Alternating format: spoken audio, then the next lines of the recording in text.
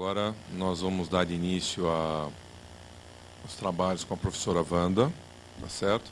Acredito que vocês vão julgar interessante, certo? Ok? E a palavra passo para a professora. Boa palestra, professora.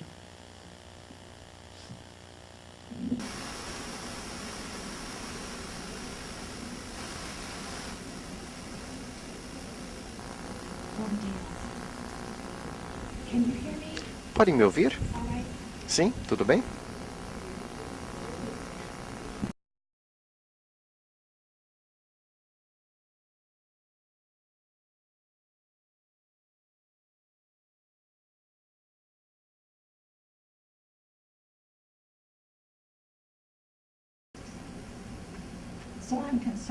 Eu estou preocupada. A minha voz não se propaga bem, então eu quero certificar que todos possam me ouvir bem aqui na sala. Vocês podem levantar a mão, por gentileza, se está tudo bem? Ótimo, ótimo, obrigada. Gostaria de começar hoje dizendo ao professor Edson Aros meus sinceros agradecimentos. Sei que ele trabalhou muitas horas, durante longos meses, para preparar esse congresso Alice aqui em São Paulo. Essa é a minha primeira visita a São Paulo e minha primeira visita ao Brasil. E estou plenamente impressionada. Eu me sinto muito bem-vinda e gostaria que todos vocês soubessem que os sorrisos nos seus rostos e o calor da sua recepção é realmente encantador. E, professor Edson, muito obrigada pelo que está fazendo para ajudar a trazer Alice ao Brasil. Fico muito agradecida pela sua real preocupação com as crianças no seu país.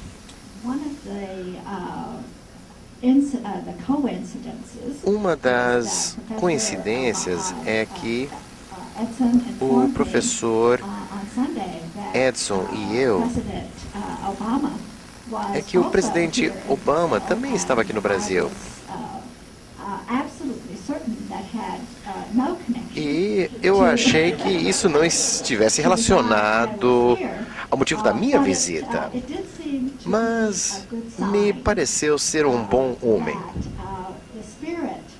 Que o espírito de colaboração entre os nossos países e o espírito de colaboração entre o professor Edson e a Universidade Mackenzie, com o projeto Alice e a Universidade Carnegie Mellon, me pareceu vir em boa companhia. Sou diretora do projeto Alice na Universidade Carnegie Mellon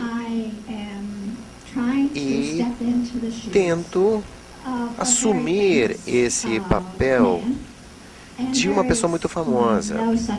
E não há como fazer isso. Simplesmente é uma tarefa impossível. Vou compartilhar com vocês hoje de manhã sobre um histórico breve do projeto Alice. Hoje à tarde vou falar sobre o Alice 2, que já está na versão 2.2. E amanhã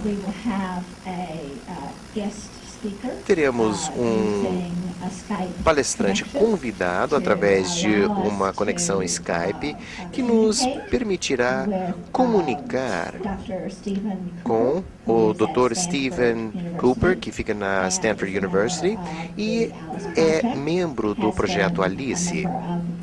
E desde o início ele é membro deste projeto. E à tarde, amanhã, ou talvez hoje à tarde, eu ainda não me familiarizei totalmente com a agenda, teremos uma apresentação sobre o Alice 3. Talvez eu tenha invertido a ordem aí dos eventos.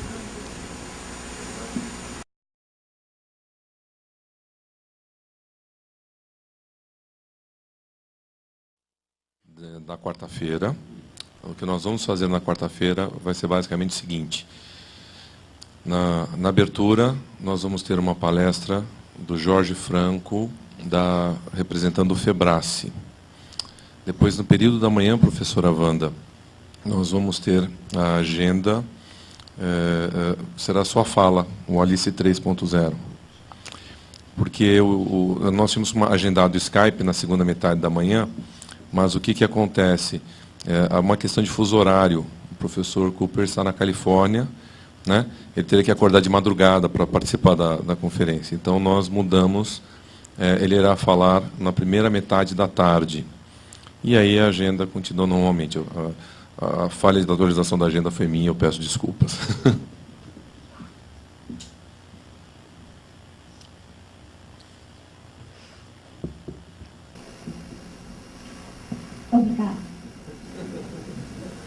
Obrigada. Meu português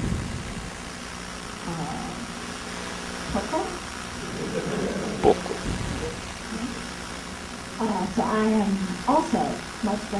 Também fico muito agradecida pela tradução que está presente, me ajudando a entender o que está sendo dito em português, e espero que estejam ajudando a vocês a entender o que eu estou dizendo em inglês. Meus agradecimentos imediatos aos tradutores que fazem um trabalho fantástico.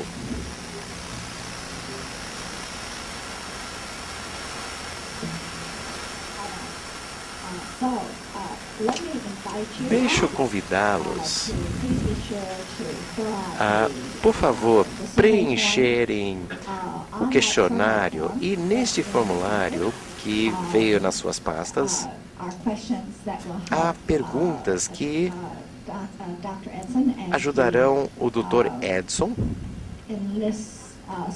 na medida em que ele busca recursos para futuros trabalhos do projeto Alice. Então, o seu feedback é muito importante para nós. E vocês receberão compensação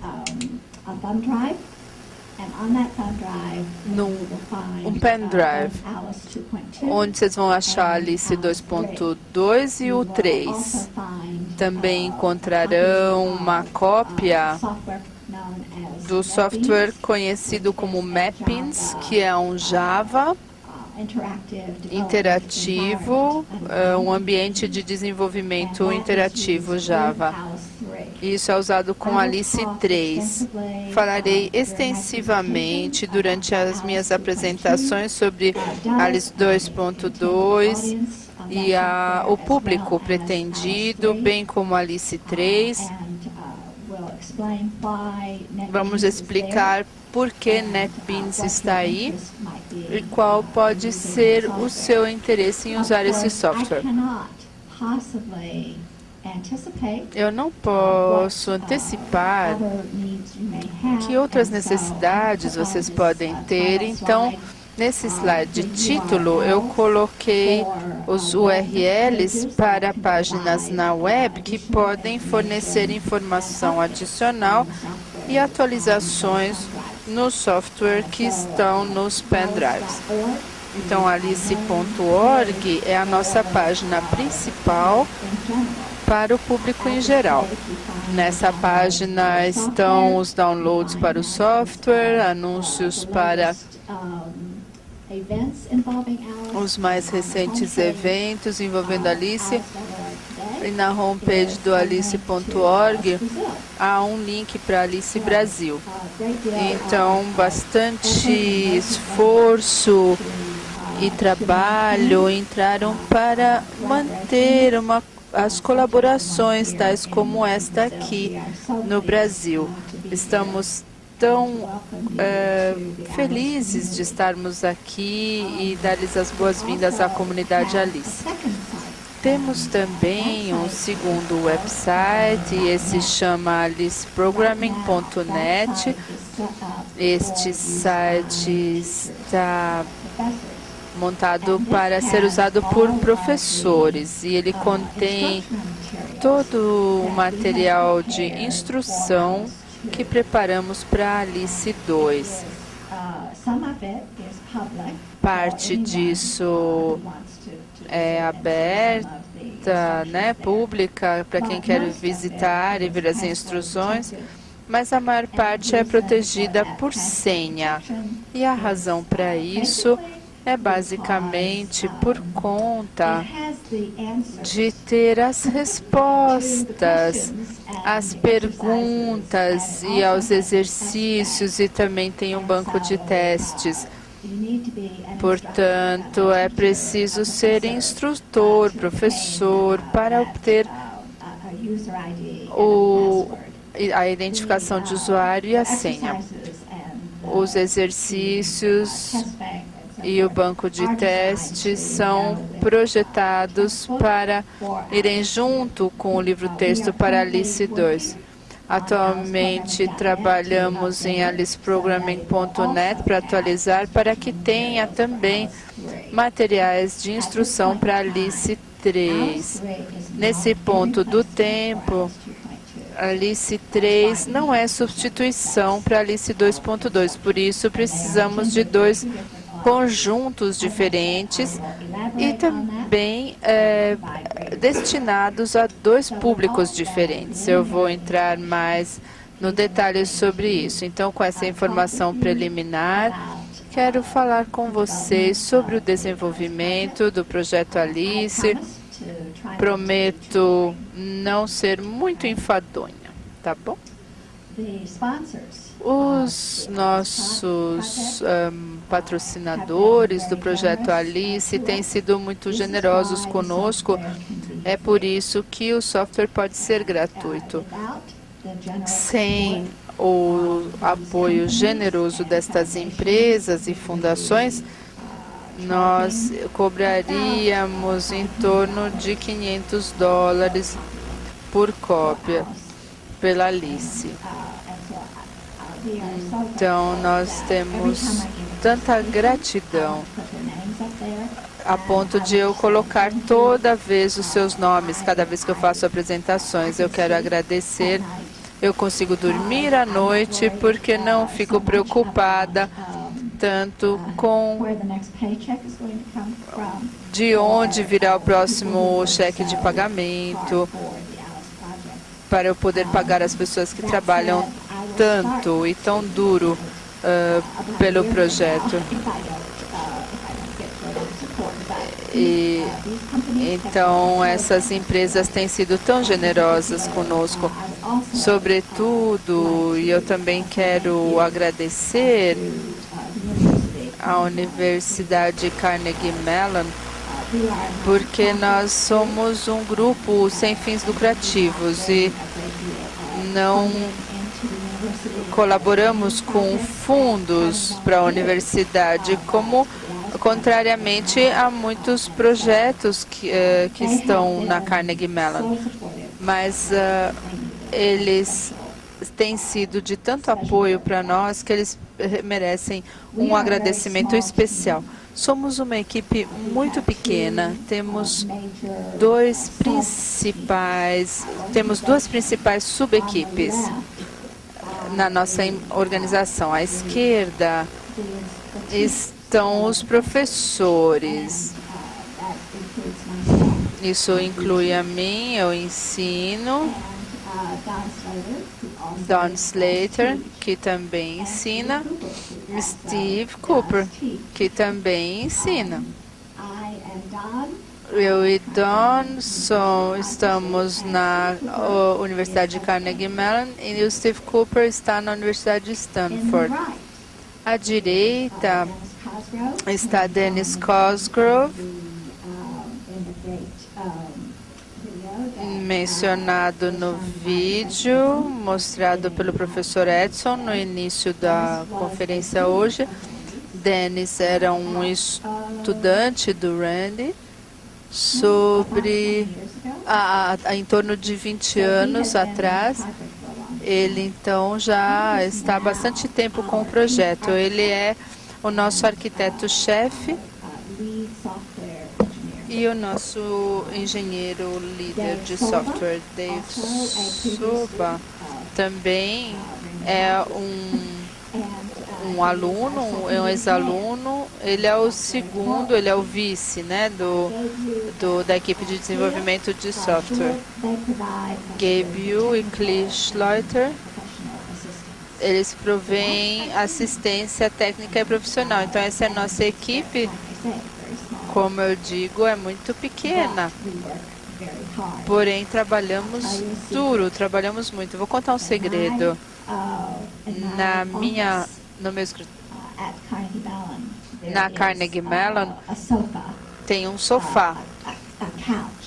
É um sofá bem longo. E ele tem um travesseiro e um cobertorzinho. E os desenvolvedores de software frequentemente trabalham até 1, 2, 3, 4 da manhã. E em Pittsburgh nós temos invernos com gelo e neve. E eles não devem dirigir nessas condições. Eles devem dormir no sofá mesmo. E a razão de eu contar essa história é por conta de eu querer que vocês saibam quanto eles trabalham, quantas horas. Eles não se requer que eles fiquem 10, 12 horas, mas frequentemente eles o fazem. Eles trabalham muito nesse projeto e de uma forma muito devotada a ele. No vídeo que vocês viram de manhã, houve algumas citações sobre Alice e Dr. Randy Pausch. Eu quero começar a história aí. No início dos anos 90, o professor Pausch tinha terminado seu PhD, ele trabalhava na Universidade da Virgínia. O seu domínio de pesquisa era em realidade virtual. Realidade virtual, como podem ver nessa foto, estava na sua infância naquela época, então era um domínio novo de pesquisa. E para o propósito de criar um ambiente imerso, ou seja, você coloca esse dispositivo montado num capacete e você poderia ter sensores nos dedos. Alguns usavam luvas, outros usavam pequenos fios metal que se ligava aos dedos. Alguns, como vem nessa foto, usavam um sensor que estava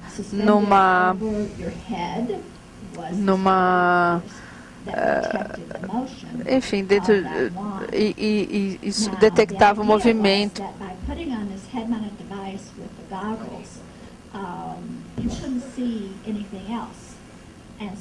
Então, nesse dispositivo, você só via aquilo que era o mundo virtual, você não ficava blindado de todo o resto. E essa realidade não existia realmente, mas...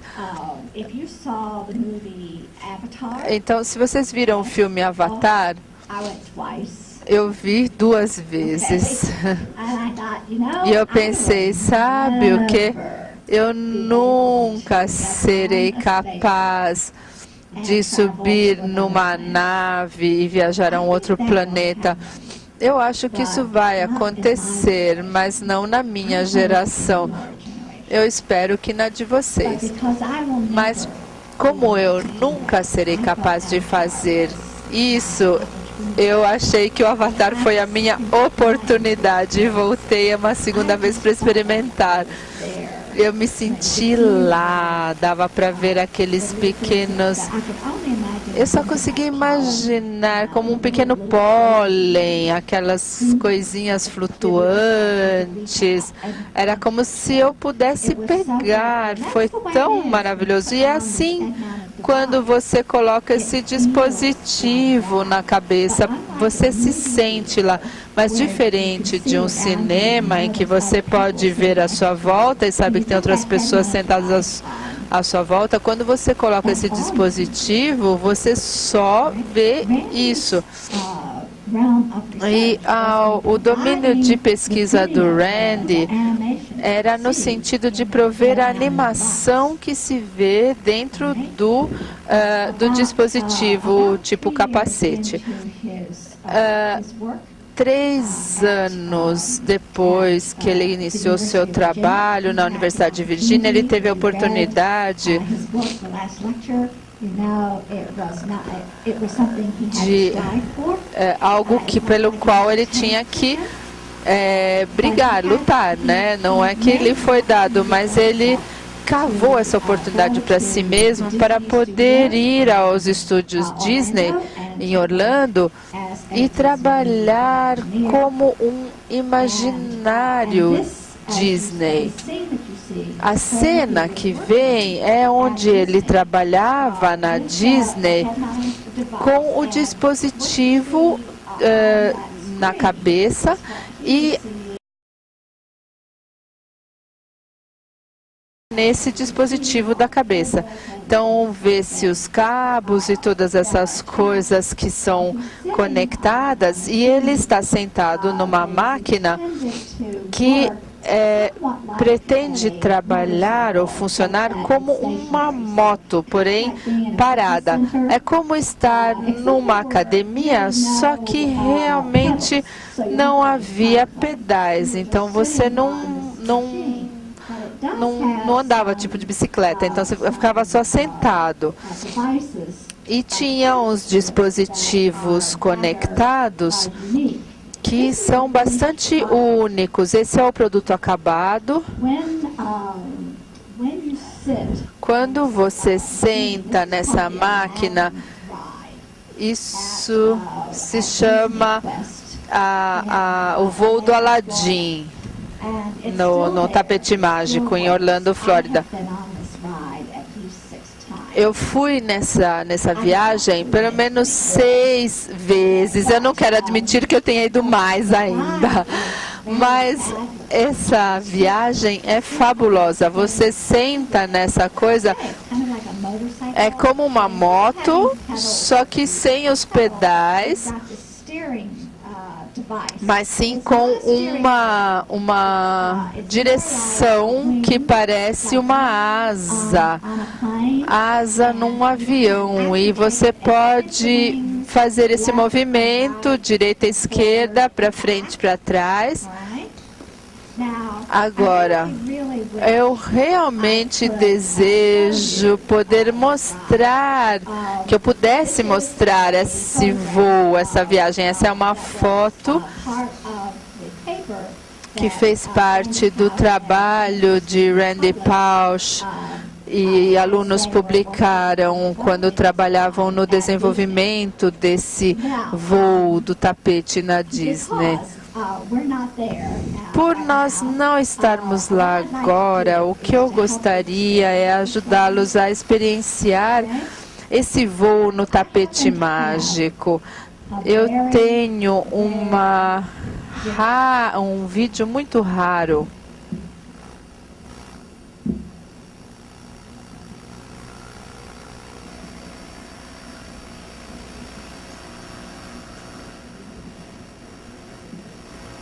So what I want you to do is I want you to pretend. Quero que vocês façam de conta que estão sentados nessa viagem, que tem na sua cabeça o dispositivo, tudo bem? E enquanto vocês passeiam comigo nesse tapete mágico, tudo bem? Vocês estão prontos?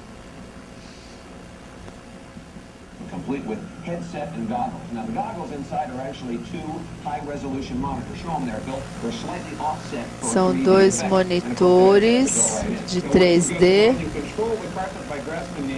Você pega, como ela explicou antes, isso vai dirigir assim o seu tapete.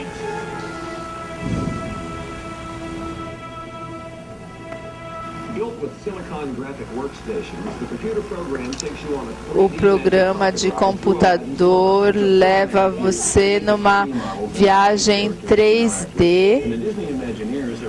Os imaginários Disney escreveram seu próprio software com som tridimensional, animação, esses personagens. Há 4 plataformas, 512 megabytes de RAM cada. Esse é um trabalho em progresso ainda, mas já está aberto ao público. Experimente, veja o que os Imagineers estão fazendo.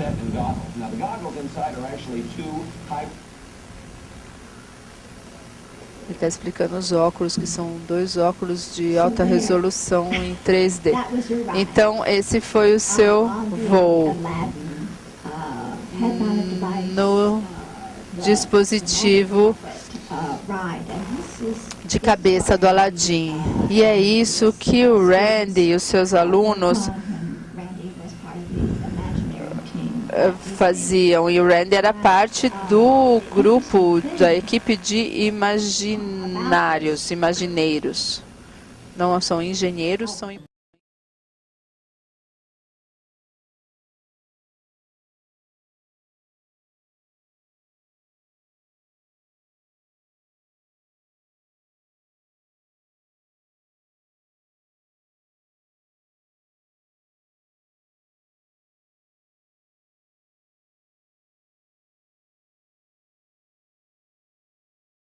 O Randy retornou à Universidade de Virgínia é que ele queria levar essa experiência de trabalhar em realidade virtual para a sala de aula e usar isso com os seus alunos. Como diz lá no vídeo que viram agora do Discovery Channel, eles usam as estações de trabalho para criar a animação em 3D. O problema é que a estação de trabalho da Silicon Graphics em 95 era em torno de $25.000 americanos.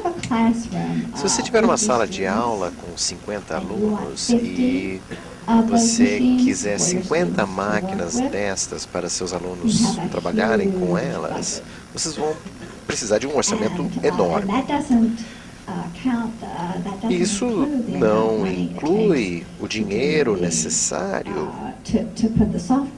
para colocar o software ao vivo. O que o Randy queria fazer era elaborar uma maneira de criar uma animação 3D muito similar ao que ele estava desenvolvendo na Disney, mas colocar isso dentro de um orçamento razoável para uma instituição educacional. Para ter máquinas que custassem $25.000 não estava ao alcance deles. Independente de o quão bom você for em levantar fundos para sua equipe de pesquisa, e ele era muito bom nisso, continua sendo uma proposta muito cara. O que ele fez? Quando ele voltou para a Universidade da Virgínia, ele estabeleceu algo chamado o grupo de pesquisa estágio 3. Aí ele trabalhou com os alunos incluindo o Dennis Cosgrove, para criar um software que funcionaria num computador normal, não algo especial, muito poderoso, uma estação de trabalho da Silicon Graphics, mas sim um PC normal, um PC padrão. Então, esse grupo de pesquisa trabalhou nisso durante muitos anos. Durante esse processo, ele foi convidado a trabalhar na Carnegie Mellon University e ele aceitou esse cargo. E ele levou alguns alunos da Universidade de Virgínia. Ele se sentia muito responsável pelos alunos que trabalhavam com ele. Então, ele os trouxe juntos. E ele estabeleceu o que vocês veem aqui. Esse é o laboratório de Randy, na Carnegie Mellon. E este é o terceiro estágio. Acho que este é o Dennis, que está em pé na sala. Quando eu visitei a Carnegie Mellon pela primeira vez, foi nesta sala que eu entrei. Que coisa fascinante. Entrar num laboratório de pesquisa onde há bichinhos de pelúcia pendurados por toda parte, onde a imaginação te envolve. Foi realmente uma experiência fascinante. O software que eles desenvolveram era conhecido como Alice. E o que significa Alice? Me pergunto com frequência. E muitas vezes as pessoas escrevem Alice tudo em letras maiúsculas, como se fosse Fortran, ou alguma outra linguagem de programação, por exemplo, Basic. As letras significam all purpose e Fortran quer dizer tradução de fórmulas. Alice não é isso. Foi denominado Alice porque no livro Alice no País das Maravilhas, a Alice, ela acaba pegando no sono. O autor não disse que ela adormeceu, mas sabemos que é isso que aconteceu. E ela sonha com esse mundo virtual onde ela cai pela toca de um coelho. E esse mundo virtual é habitado por criaturas muito estranhas. E eles têm uma aparência bastante engraçada. E ela ela se depara com muitos problemas lógicos que são muito matemáticos. E ela precisa resolver esses problemas de lógica. E é por isso que o nome do software é Alice, porque vocês podem criar seus mundos virtuais próprios, que podem ser populados com criaturas bastante estranhas. Vocês podem contar uma história. Vocês podem resolver problemas de lógica. E vocês podem brincar. É muito estimulador a imaginação. E por isso se chama Alice. Só não adormeçam quando vocês estiverem usando o programa. Muito bem. Quando eu vi Alice pela primeira vez, foi o Alice original, versão 1. Quando eu me deparei com Alice versão 1, eu coloquei esse dispositivo de cabeça, eu tinha o bastão na mão e acima da minha cabeça estava esse grande disco sensorial para rastrear o movimento desse bastão. O que eu vi dentro desse dispositivo parecia que eu estivesse dentro de uma cápsula espacial de Guerra nas Estrelas, onde o Luke Skywalker tem um salva-vidas e tem um robozinho de treinamento que fica flutuando pelo ar e ele vai para cá, para lá e para lá.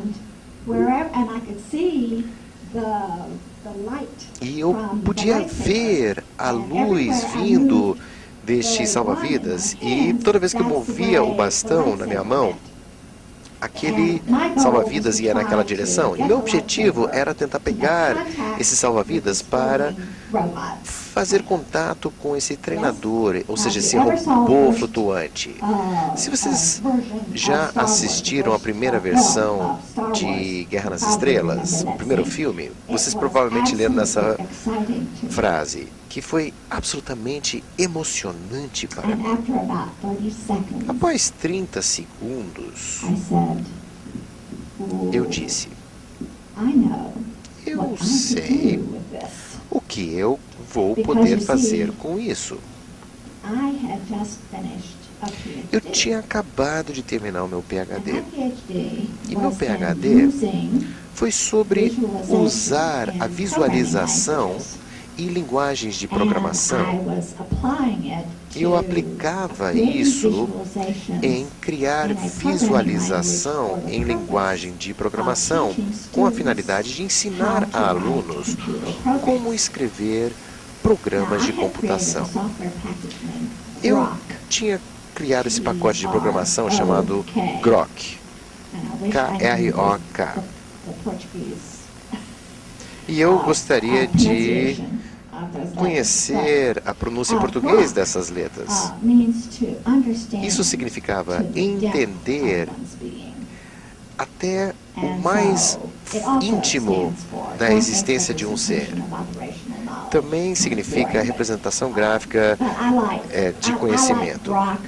Eu gosto de Grok porque meu objetivo ao criar esse software era ajudar aos meus alunos a entender não apenas o bastante para passar uma prova, mas o bastante para que isso continuasse com eles pelo restante de suas vidas.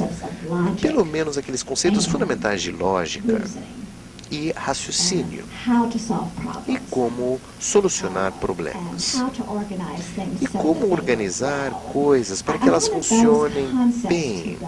Eu queria que esses conceitos ficassem com eles, além da sala de aula. Talvez daqui a 20 anos eles não se lembrem de todos os detalhezinhos das minhas aulas, mas espero que eles ainda se lembrem e usem os conceitos de solução de problemas e raciocínio lógico.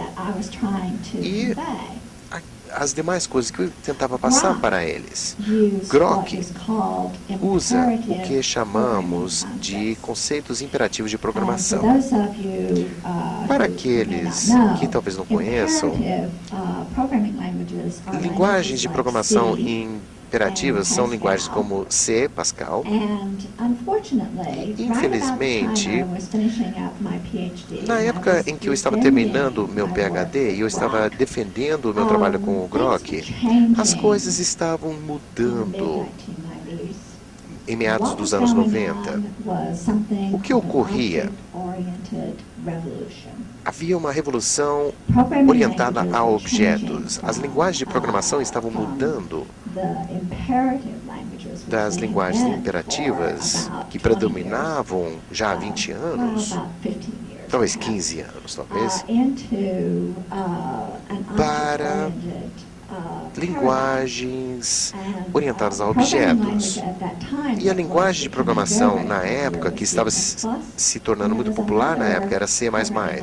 E tinha outra linguagem que era nova, que estava surgindo, que era chamada de Java.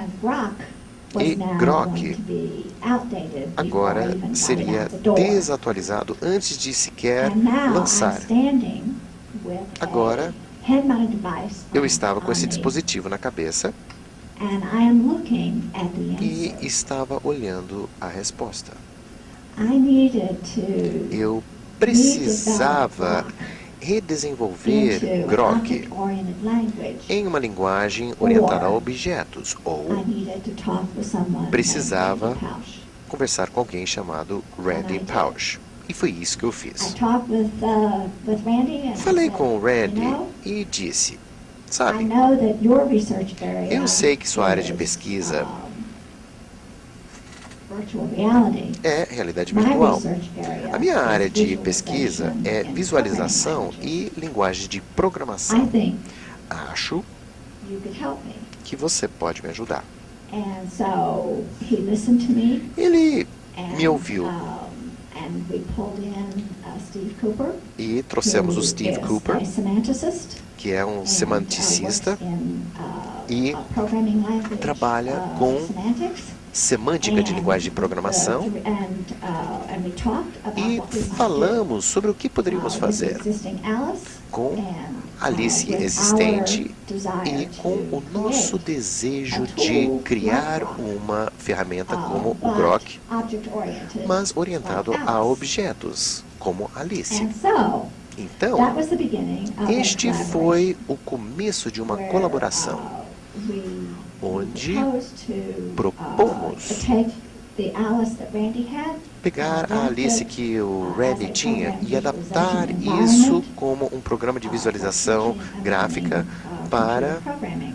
ensinar e aprender a So programação de what was computadores. the motivation Então, qual for era our a getting together? motivação para o nosso encontro? Eu Tinha acabado de concluir meu trabalho no meu PhD. Eu Eu estava no Ithaca College, no estado de Nova York, e estava ciente já há algum tempo das muitas matrículas trancadas em cursos de informática e de computação na área de programação. Caso vocês não saibam,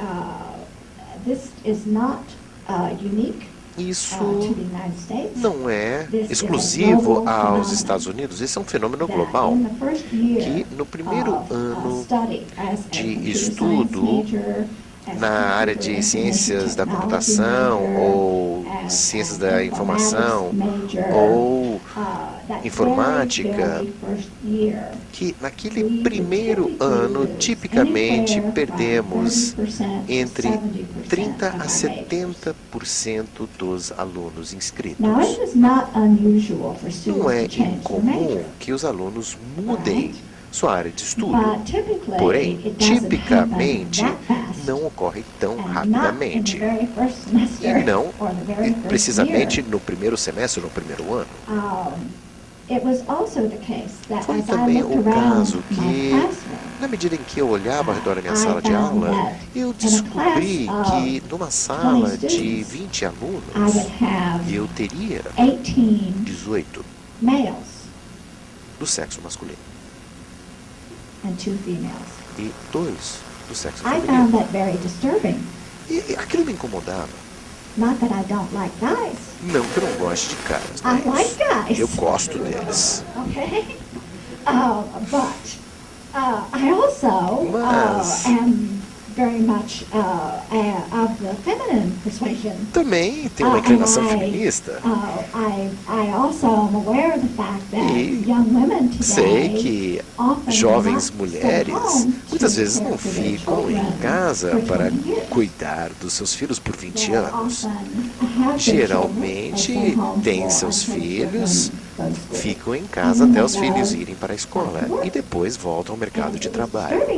Isso me incomodava que alguns dos maiores salários estavam na área de informática. E não ter jovens mulheres presentes significava que essas mulheres não estariam disponíveis para receber esses empregos com bons salários. Eu acho que jovens mulheres devem ter carreiras que sejam emocionantes, que ofereçam apoio financeiro igual aqueles dos jovens rapazes. Então eu queria maior diversidade. Também estava preocupada com o fato de que na minha sala de aula, à medida que eu olhava ao redor da sala, eu tinha zero, ninguém cuja aparência não fosse branca. Isso me incomodava muito. Então eu queria maior diversidade e eu queria melhorar a taxa de retenção de alunos naquela sala. Eu queria fazer um trabalho melhor, então eu comecei a conversar com os meus alunos e eu falei, quando eles entravam e falavam que eles iam trocar de área, eu perguntava por quê. Sou eu? Eu acho que eu sou uma professora relativamente boa. Eu esperava que isso não fosse a resposta. Eu não era a única professora. Havia muitos outros na área de computação, então eu não achava que era totalmente a minha culpa. E eu perguntava, e o que eu descobri? O que os alunos tipicamente falavam. Eu achei que eu iria aprender a escrever videogames. Após a quarta ou quinta semana de aulas, eu achava que eu pudesse escrever algo como Doom. Eles queriam começar a escrever videogames mais ou menos na metade do primeiro semestre. Eu me dei conta de que tínhamos uma lacuna de gerações.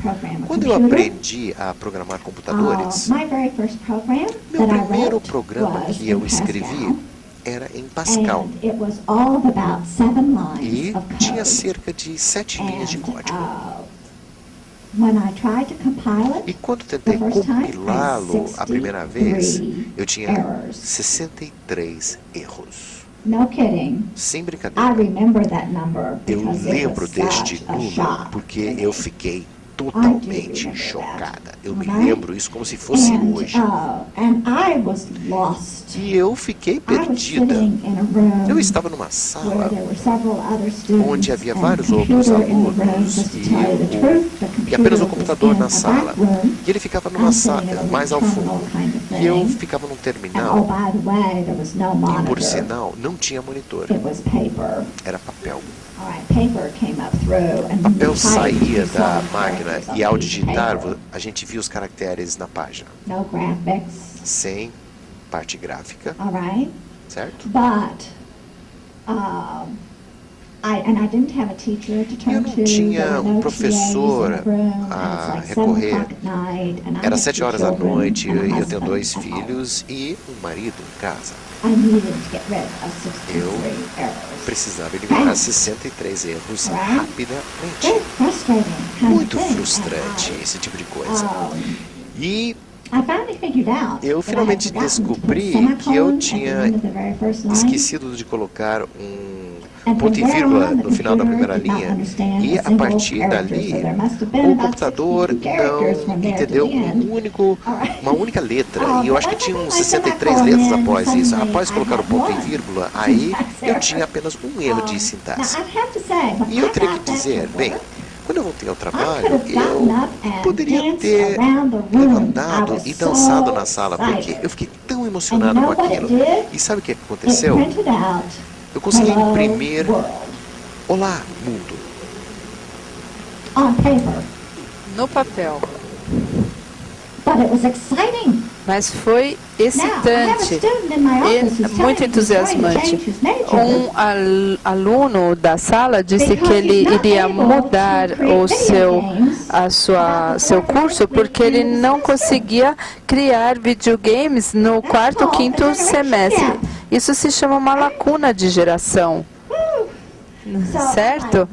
Então eu pensei, nossa, então aqui tem uma questão. Os alunos de hoje, isso inclui todos vocês, alunos aqui hoje, andam com fios pendurados nas orelhas, né? Tem um celular no bolso ou na mochila. Podem abrir esse celular, mandar uma mensagem de texto que diz Olá, Mundo, e podem mandar literalmente para o mundo em aproximadamente 12 segundos. E não vem razão nenhuma para escreverem um programa que imprime Olá, Mundo apesar de ser no monitor, certo? Não tem razão para isso. Por que deveriam levar 1 hora de trabalho e 7 linhas de código e frustração com 63 erros de sintaxe para imprimir Olá Mundo? E sabem de uma coisa? Estão certos.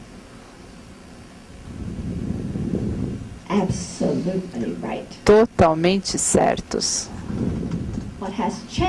O que mudou é como nós ensinamos isso para os alunos. Essa foi a minha conclusão. E essa foi a razão para o Grok. Por isso que eu falei com o Randy Pausch sobre a Alice original, e essa foi a minha razão de eu dizer, aqui está o que eu quero fazer. Então, este senhor é professor na Universidade Carnegie Mellon, e para mim é uma das melhores escolas do mundo. E ele tem um orçamento bem acima de $1 milhão por ano.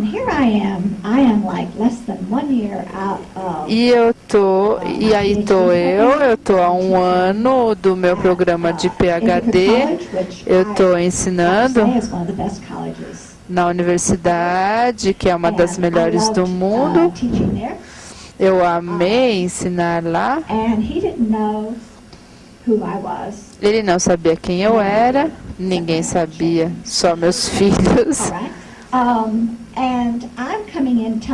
E eu chego e conto para ele que eu quero ter permissão para levar o software dele e modificá-lo.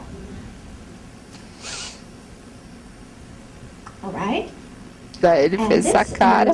E isso é o que eu quero que vocês saibam sobre Randy Pausch. Que é que ele escutou com cuidado os seus estudantes, os seus alunos. Ele escutava cuidadosamente seus alunos, seus colegas e alguém maluco que nem eu. E depois de algumas considerações e conversas, ele nos disse por que estava interessado na nossa ideia. E aí está o motivo dele estar interessado na nossa ideia. Na época em que eu falei com ele, final dos anos 90, começamos a experimentar uma queda nas ciências da computação.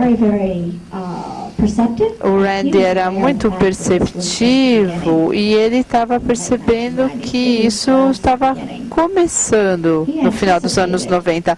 Ele antecipou que ao longo dos próximos anos haveria uma grande queda. Esse gráfico que vocês veem mostra que ele tinha razão. Esse gráfico foi montado em 2006 e nos Estados Unidos nós só recentemente começamos a nos recuperar. Isso mostra o número de alunos entrando nos programas de nível universitário em ciências da computação, sistemas da informação, informática, todas essas coisas, e como isso caiu. E como eu disse, começou a se nivelar apenas no último ano. E eu penso que a Alice teve algo a ver com isso. Eu não tenho muita prova disso, no entanto. E era isso que o Randy via. O que ele me mostrou foi algo semelhante ao que vocês veem aqui. Isso aqui, na verdade, são dados mais recentes do que o Randy e eu tínhamos no final dos anos 90, mas nós também víamos esta tendência a desenvolver-se naquela época. Estes são trabalhos antecipados. O que eu delineei em amarelo, esses são as ocupações profissionais entre agora e 2018. Então, ao longo dos próximos 6 anos, nós estamos antecipando esse tipo de aumento em empregos. Aproximadamente.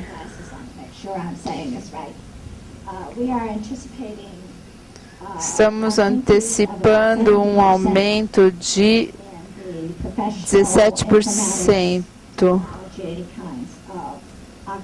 nas ocupações de informática, 25% de aumento em engenharia, menos de 5% em ciências da vida, né, ciências biológicas, não incluindo medicina. E mais ou menos o mesmo aumento nas ciências físicas. Agora, se dermos uma olhada nos alunos graduados durante o mesmo período de tempo, podemos ver, e agora eu mudei as caixas amarelas para o número de alunos que esperamos graduarem-se nessas áreas. Antecipamos um aumento de 25% nas ciências da computação, 33% mais na engenharia, 35% mais nas ciências da vida e 6% nas ciências físicas. Então, se juntarem esses dois, fica assim.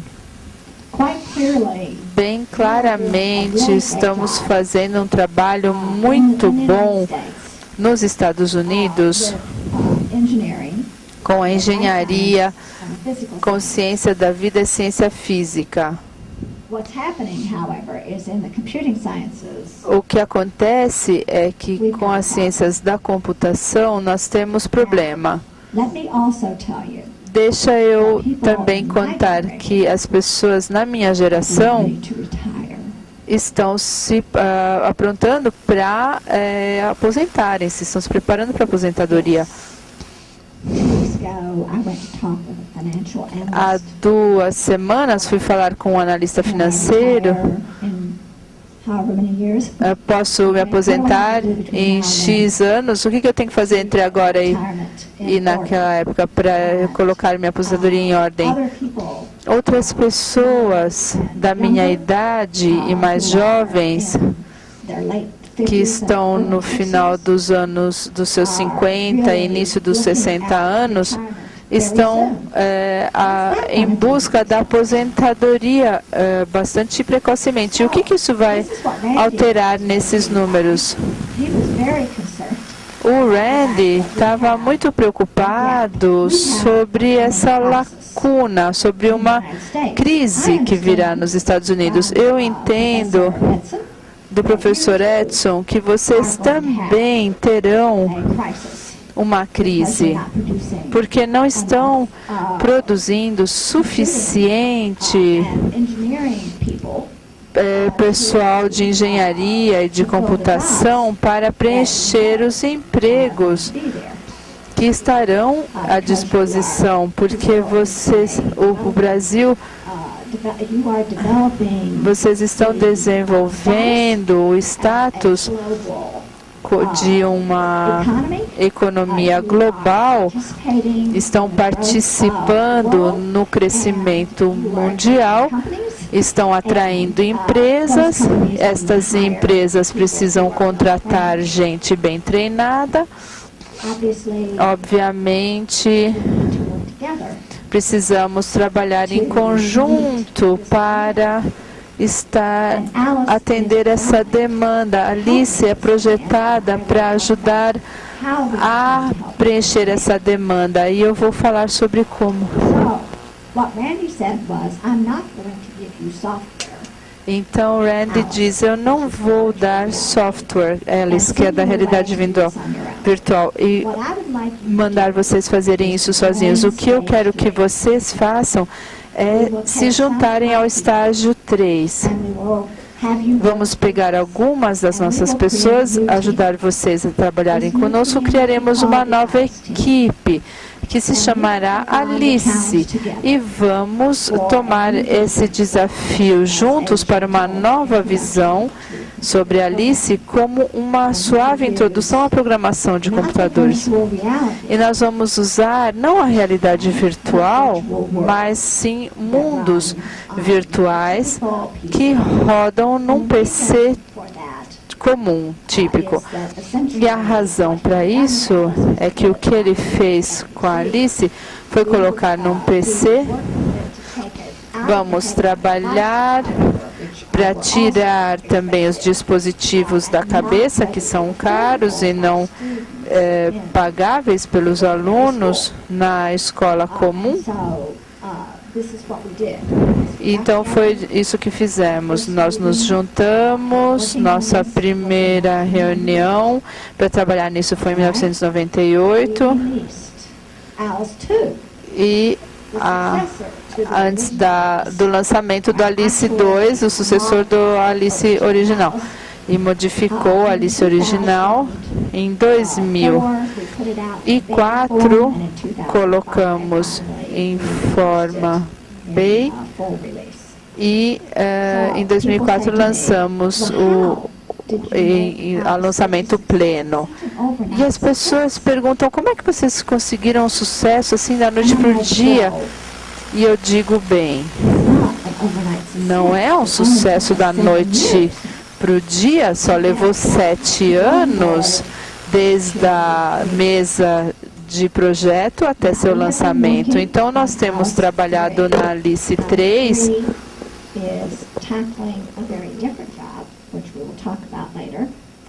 que tem uma tarefa diferente, falarei dela depois. E Alice 3 começou no final de 2008. Suspendemos operações por 6 meses, enquanto o Randy estava lutando com o câncer. Então, o empurrão para Alice só começou realmente no final de 2009. Estamos agora em 2011 e nós temos trabalhado na Alice 3 por 2 anos. Não é tempo suficiente. As pessoas gostariam que nós colocássemos, já lançássemos, mas isso demanda tempo, são coisas de alta tecnologia, a equipe é muito pequena. E como eu falei, eles trabalham até às vezes 4 da manhã e é muito difícil em termos de tempo e levou muitos anos. Esperamos lançar a Alice 3 em metade do tempo que a Alice 2 precisou. Então, nós adaptamos o sistema Alice original para que se tornasse uma ferramenta educacional, o que nos permitiria aprender programação de computação mais facilmente. Temos um editor de arrastar e soltar, o que previne 67 erros já desde do começo. Não se consegue erros de sintaxe tem os semicolunas, as marcas de citação e coloca no lugar certo tudo. Os programas que você cria são animações em 3D. Então, pessoal, não dá para programar já algo na 4ª semana de aula, mas dá para chegar bem perto.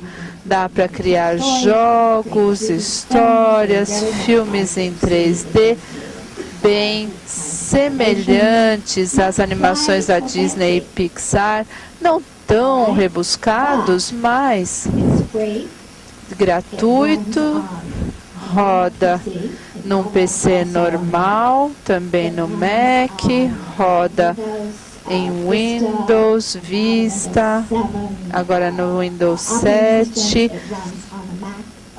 roda no OS X e também no Linux.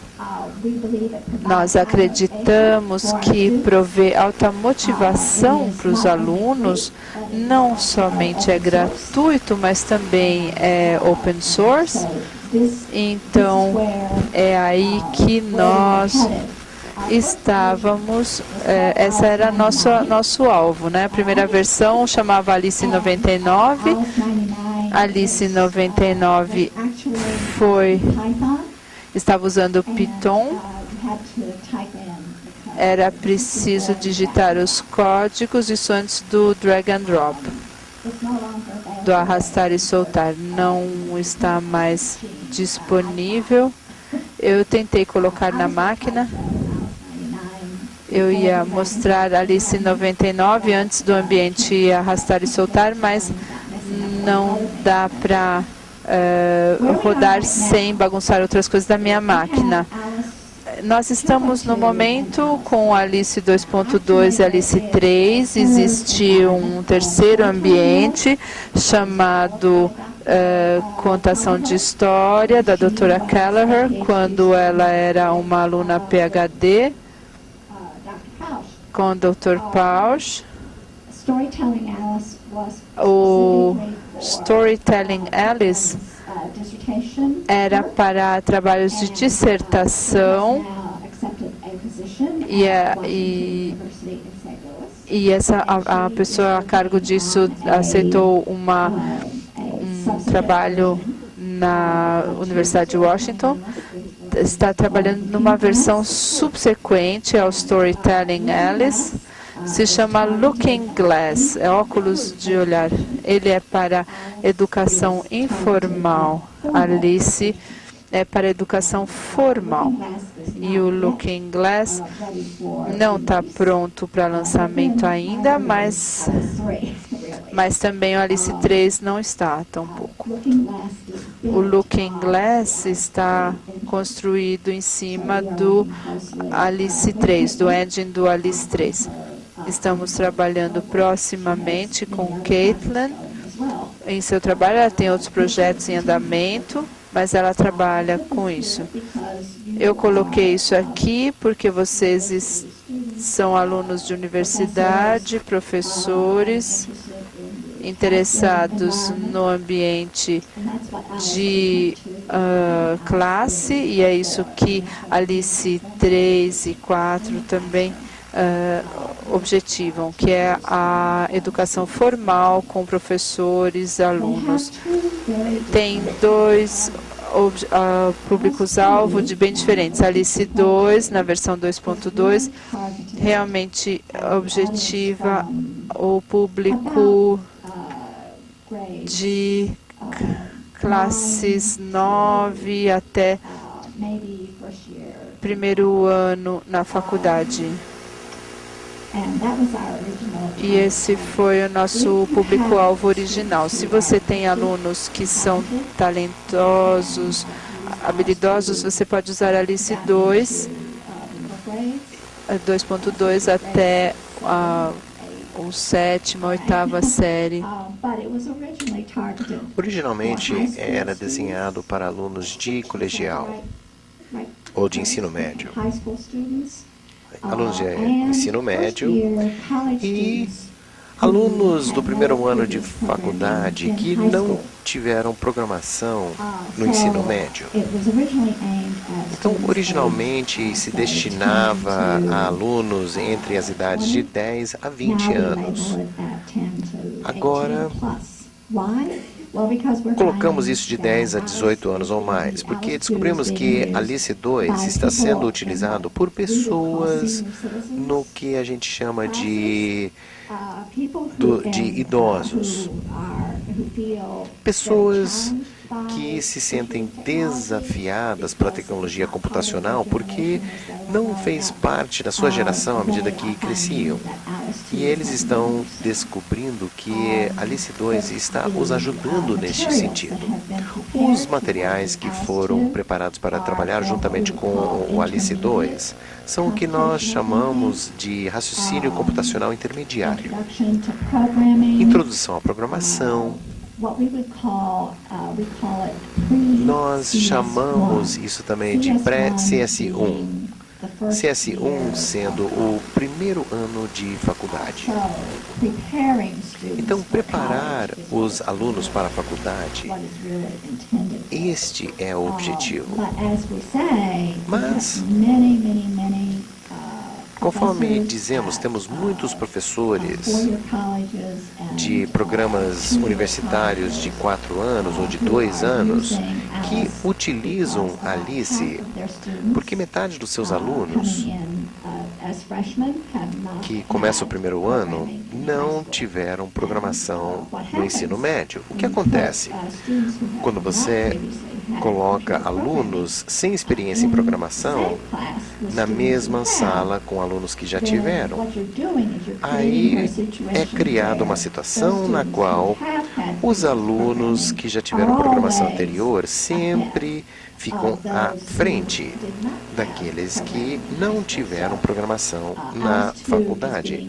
Alice 2 está sendo utilizado para fechar essa lacuna, para oferecer um curso introdutório de faculdade que ajuda aos alunos se prepararem para esse curso bastante exigente, tipo CS1, onde o ritmo é bastante acelerado e há certas suposições sobre o histórico do aluno. Alice 3 está sendo preparado para os anos finais do ensino médio e certamente para o nível universitário.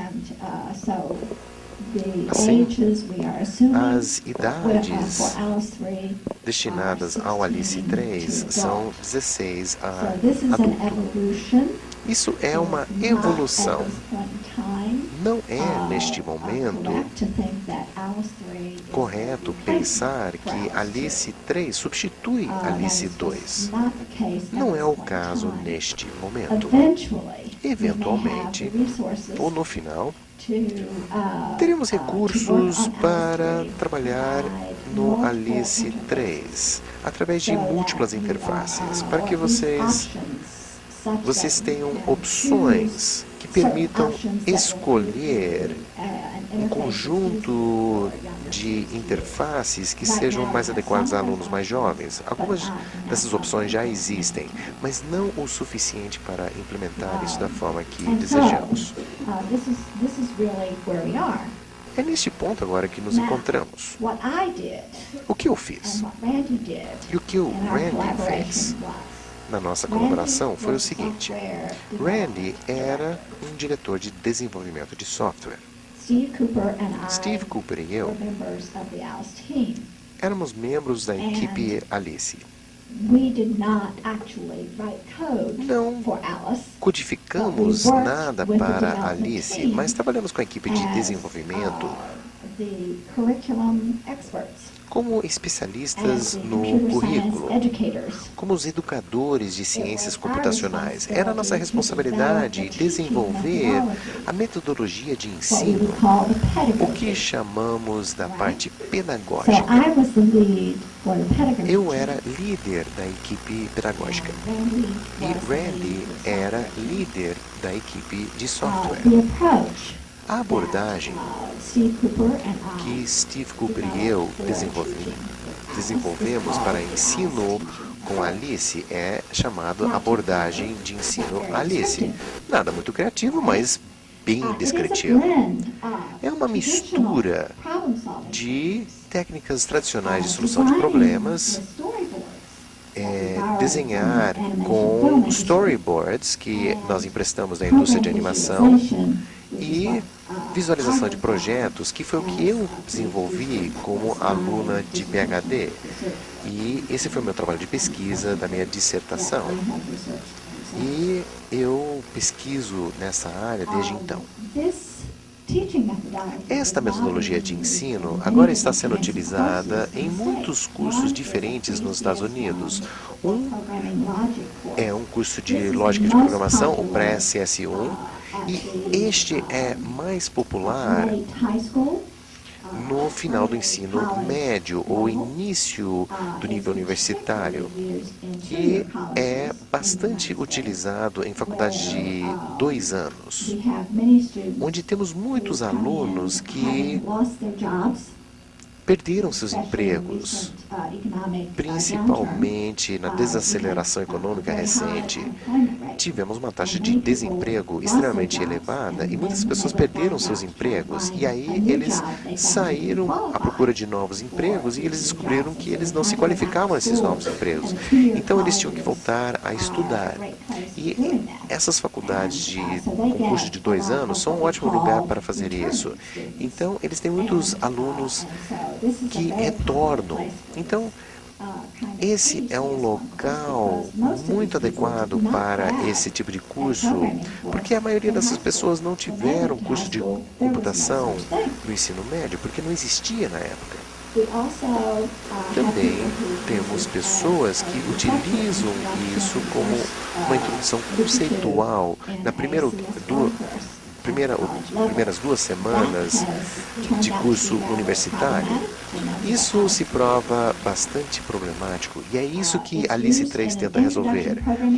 É usado num programa de introdução à computação para pessoas de outras áreas, por exemplo, alunos de engenharia, alunos de biologia, bioquímica, bioquímica física, e uma das coisas que descobrimos no mercado é que as pessoas que se formam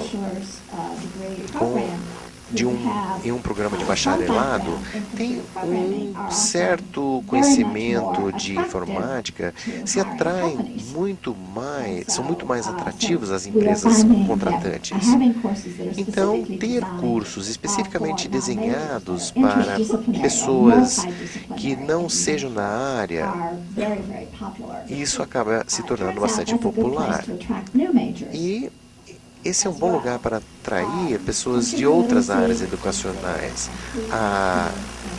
O conhecimento de informático é muito importante.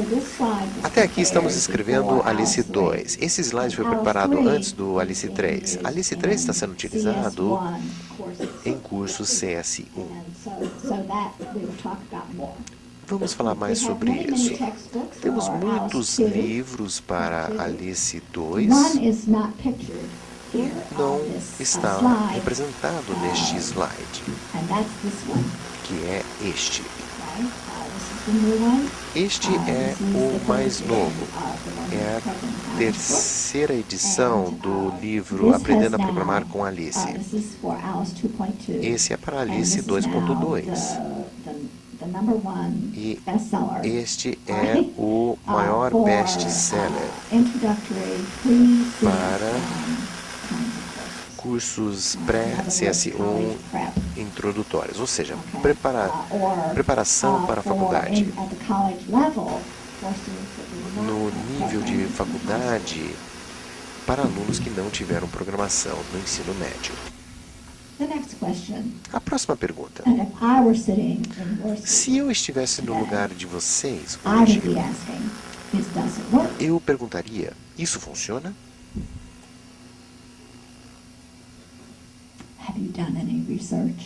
Vocês já pesquisaram para ver se funciona? Obrigado pela pergunta. Sim, claro.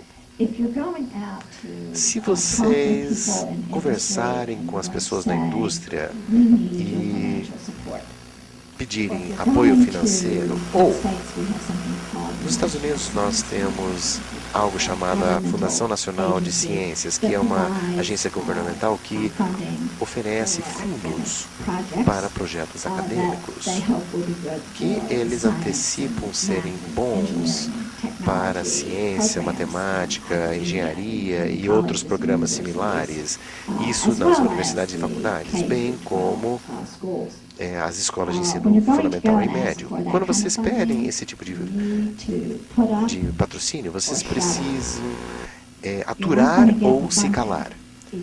Vocês não vão receber patrocínio se vocês não conseguirem provar que aquilo que vocês têm irá oferecer potencial para mudar coisas ou melhorar as coisas. E é exatamente isso que queríamos fazer. Eu fiquei muito descontente com o fato dos alunos pararem de estudar ciências da computação. Não acho que todo mundo deveria estudar nessa área, mas eu prefiro que eles saiam pela porta dizendo, bem, isso aqui não faz meu tipo, ao invés de dizer, eu não consegui entender, eu não podia escrever o programa Doom. Olha só que motivo banal. Já fizemos alguns estudos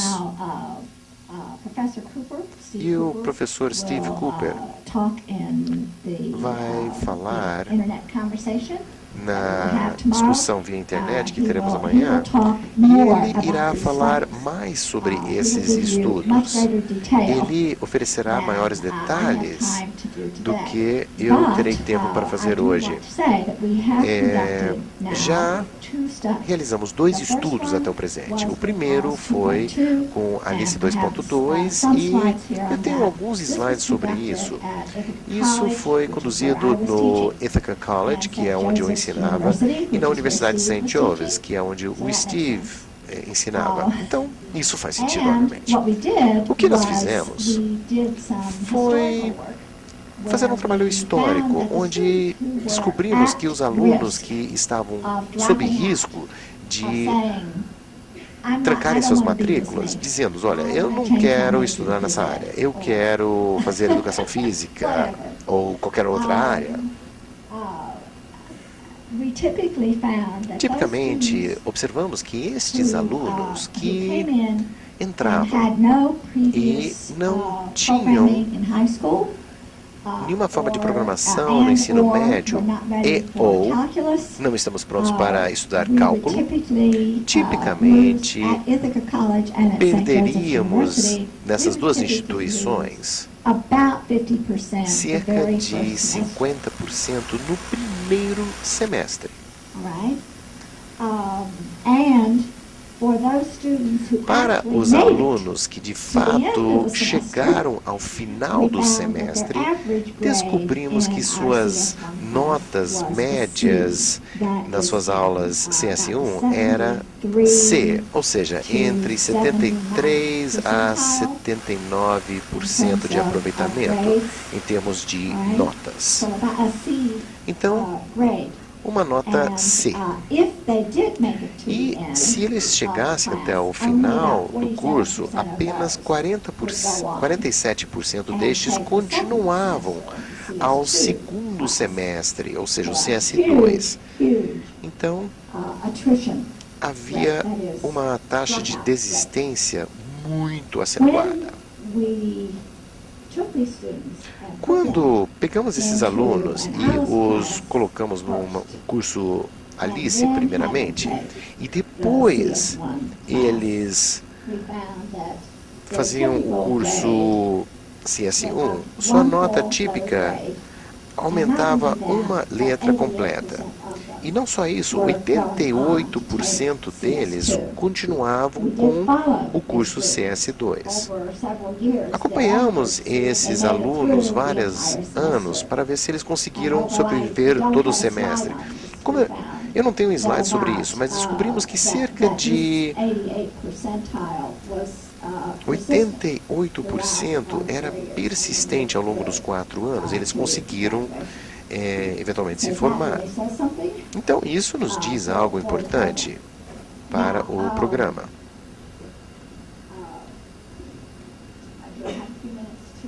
Temos mais alguns minutos para mostrar os demais?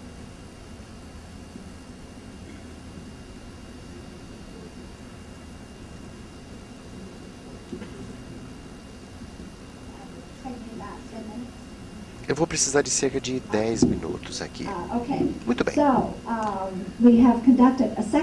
Conduzimos um segundo estudo e, mais uma vez, isso é algo que o professor Cooper irá desenvolver na apresentação dele, mas já trabalhamos com o Alice 3 e dentro de uma sala de aula CS1 e colocando isso dentro da sala CS1 e fazer com que eles façam uma prova no final do semestre que seja totalmente em Java.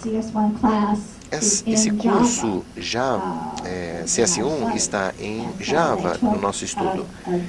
Então, eles fizeram essa prova de Java no final do semestre. E foi a mesma prova Java que foi ministrada em outros cursos que eram apenas de Java.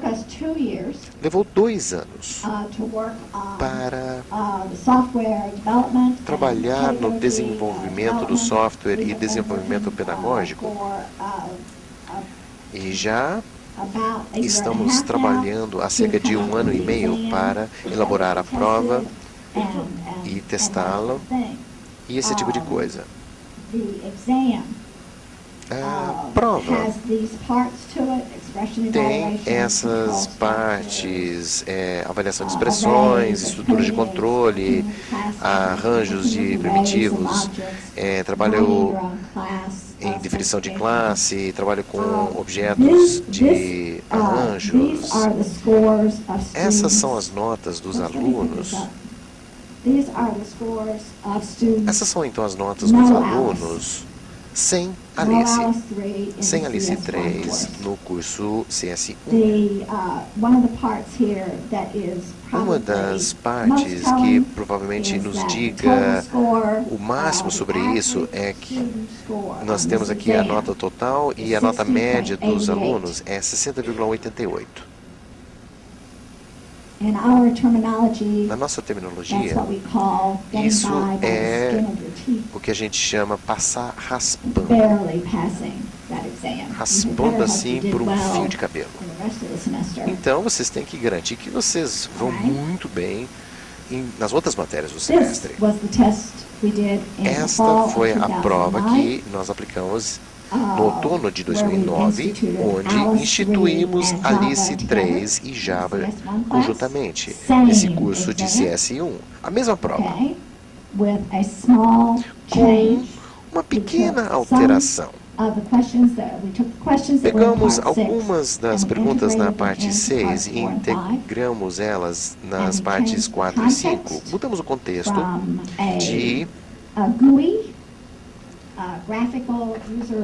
de uma interface gráfica de usuário, de um relógio digital, para uma corrida de esportes com veleiros, velejando a linha de chegada. Um arranjo de veleiros correndo rumo à linha de chegada, mas era equivalente em dificuldade. Aprovamos isso e a nota média nesta prova para este grupo foi de 84,96%. Certo?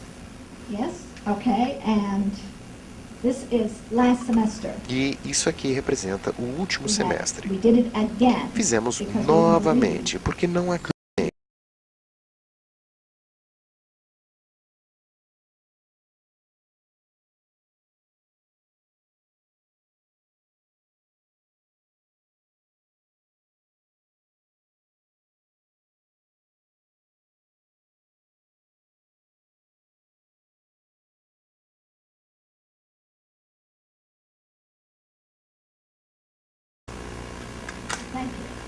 Obrigado. Eu acho que agora o professor Edson.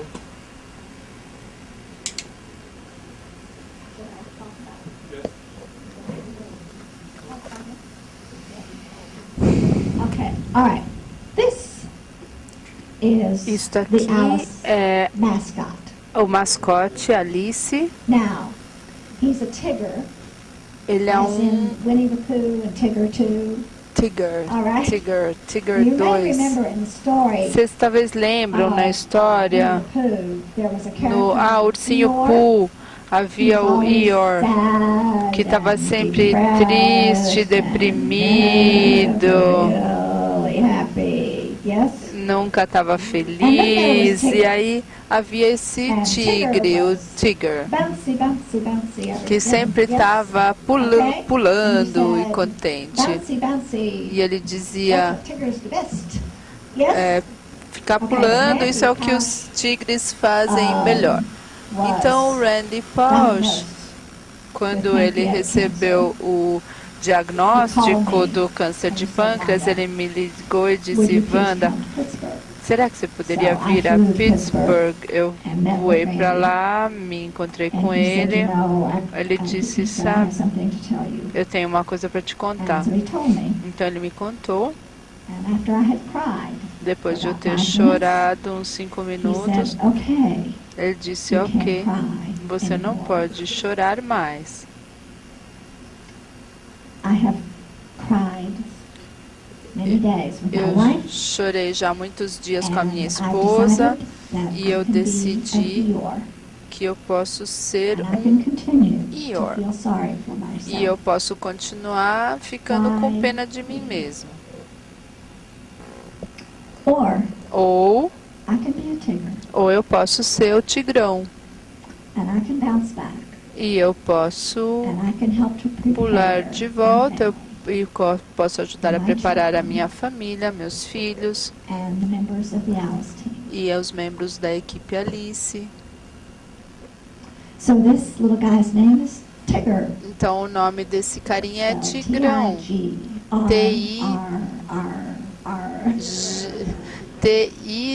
T-I-G-R-R-R. Tigerrr.